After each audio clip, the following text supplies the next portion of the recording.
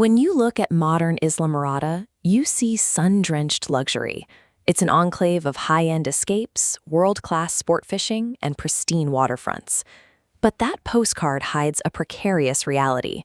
Islamorada is a slender 20-mile chain of fossilized coral and limestone, sitting right at the crossroads of the Atlantic Ocean and the Gulf of Mexico.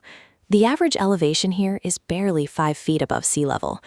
That extreme exposure has made this tiny stretch of islands a magnet for catastrophe. Per square mile, this community carries a remarkably high density of violent mass casualty events. Historians sometimes describe Islamorada as a palimpsest. It is a place where each era writes over the last, but the old layers never fully wash away. The resorts and highways you see today exist strictly because of the wreckage left behind by previous disasters.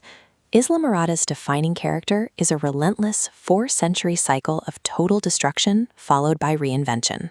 On July 13, 1733, a Spanish fleet carrying roughly 13 million pesos in silver, gold, and trade goods sailed out of Havana.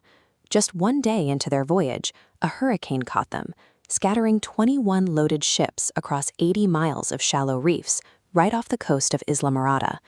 Hundreds of people died, turning the area into a literal graveyard for the Spanish Empire. A century later, however, those same treacherous reefs became an economic engine. Locals, known as wreckers, built a highly profitable industry by racing out to salvage merchant ships that regularly crashed onto the hidden coral. A notorious salvager named Jacob Hausman saw an opportunity in the chaos. In the 1830s, he bought the nearby 11-acre Indian Key and poured $40,000 into building a miniature city with warehouses, a hotel, and defensive cannons. By monopolizing the local salvage trade, he extracted immense wealth from the frequent shipwrecks. That wealth made Indian Key a prime target. During the Second Seminole War, a warrior named Chakaika led a war party 90 miles through the Everglades. At 2 a.m. on August 7, 1840, 17 dugout canoes slid onto the island's moonlit shoreline. The raiding party ambushed the sleeping settlement. They looted the well-stocked warehouses, burned nearly every building to the ground, and killed several residents, including a prominent botanist named Dr. Henry Perrine. Hausman escaped with his life, but his empire was gone. An entire local economy engineered to exploit maritime disaster was erased in a single night of violence. Decades later, a Standard Oil co-founder named Henry Flagler brought heavy industry to the islands. He committed to building the Oversea Railroad, extending his Florida East Coast Railway 128 miles across open water to connect the mainland directly to Key West. To construct the massive railbed, workers blasted into the earth at Winley Key. They quarried millions of cubic yards of 125,000-year-old fossilized coral to form the foundation, physically tearing the islands apart to build the bridges that would connect them. This chart shows the barometric pressure of the 1935 Labor Bay hurricane compared to typical major storms. The pressure bottomed out at 892 millibars, a metric measuring the weight of the atmosphere, where a lower number means a more intense storm. This remains the lowest pressure ever recorded for a hurricane making landfall in the United States. Looking at the same data modeled for storm surge, the resulting 185-mile-per-hour winds pushed an 18 to 20-foot wall of water directly over the islands, easily swallowing a landscape that sits only 5 feet above the ocean. Caught directly in the path of that surge were hundreds of World War I veterans.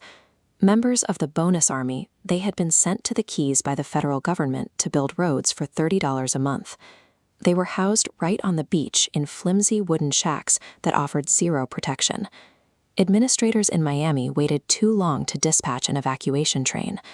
Delayed by a drawbridge and track obstructions, the heavy locomotive finally reached Islamorada at 8:20 p.m., at the exact moment the storm surge struck, lifting 11 massive railcars and throwing them completely off the tracks. Close to 500 people died, including roughly 250 veterans.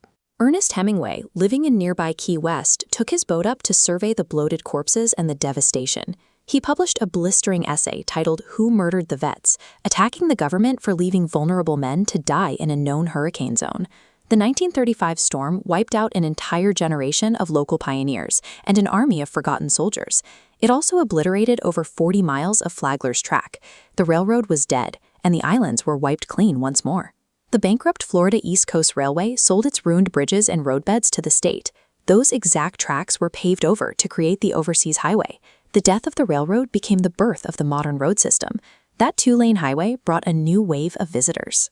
Capitalizing on the rich marine ecosystem, local guides transformed Islamorada into the sport fishing capital of the world, attracting legendary anglers like Baseball Hall of Famer Ted Williams, who spent decades catching bonefish and tarpon on the surrounding flats. The cycle of destruction and rebirth is literally cemented into the town.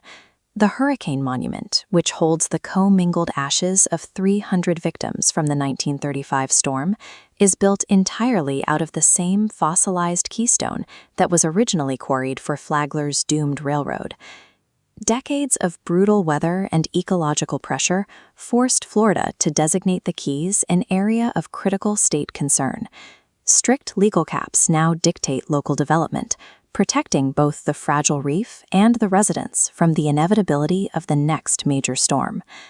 This diagram outlines the state's building permit allocation system. Because there is only one road out, the legal limit on Islamorada's population is tied to a mathematical model. Every resident must be able to evacuate within a 24-hour window before a hurricane hits. Islamorada never conquered the Atlantic Ocean or the Florida Bay. Its modern luxury relies entirely on its resilience. It survives by continually sweeping up the wreckage of its past and using it to lay the foundation for its future.